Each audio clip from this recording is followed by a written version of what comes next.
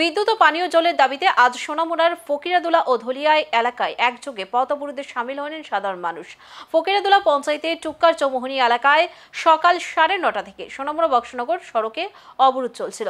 এখনো পর্যন্ত কোনো সরকারি আধিকারিক ঘটনাস্থলে পৌঁছয়নি। অন্যদিকে ধলিয়ায় এলাকায় বিদ্যুৎ চপলতার কারণে পানীয় জলের সরবরাহ ব্যাহত হওয়ায় বাসিন্দারা অবরোধে নামেন আগরতলা সোনামুড়া সড়কে। সোনামুড়া নগর পঞ্চায়েতের ভাইস চেয়ারপারসন শাহজাহান মিয়া আশ্বাস দিলে ধলিয়ায় এলাকায় অবরোধ তুলে নেয় স্থানীয়রা। অবরোধ মুক্ত করলেন, হঠাৎ কি কেন অবরোধ করলো তারা? তাদের দাবি বিদ্যুৎ পানীয় জল ঠিকমতো পায় না তারা নগর পঞ্চায়েত এলাকায়। মেন সমস্যা হচ্ছে আপনারা জানেন আমাদের সোনামুড়া নগর পঞ্চায়েতের যে ইলেকট্রিকের লাইনটা অনেক দিন পুরানো লাইন। এই লাইন ছিল বিশেষ করে বেজিমারা, জুলাইবাড়ি, দুর্গাপুর সহকারে।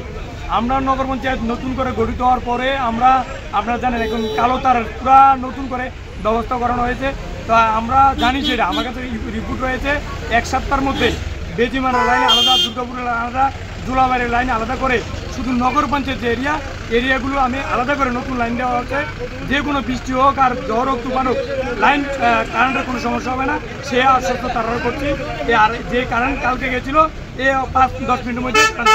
আর পানীয় জলের একটা সমস্যা, পানীয় জলের কোনো সমস্যা নেই। আপনারা জানেন নতুন করে আমাদের 4টা রিজার্ভার হয়েছে, একটা আমরা কলেজের কাছে, একটা আমরা পুরান যে মোটর স্ট্যান্ড ছিল এদিকে, একটা করালে মুড়াতে, এইভাবে 4টা রিজার্ভার তৈরি করেছে। পানীয় জলের কোনো সমস্যা নেই।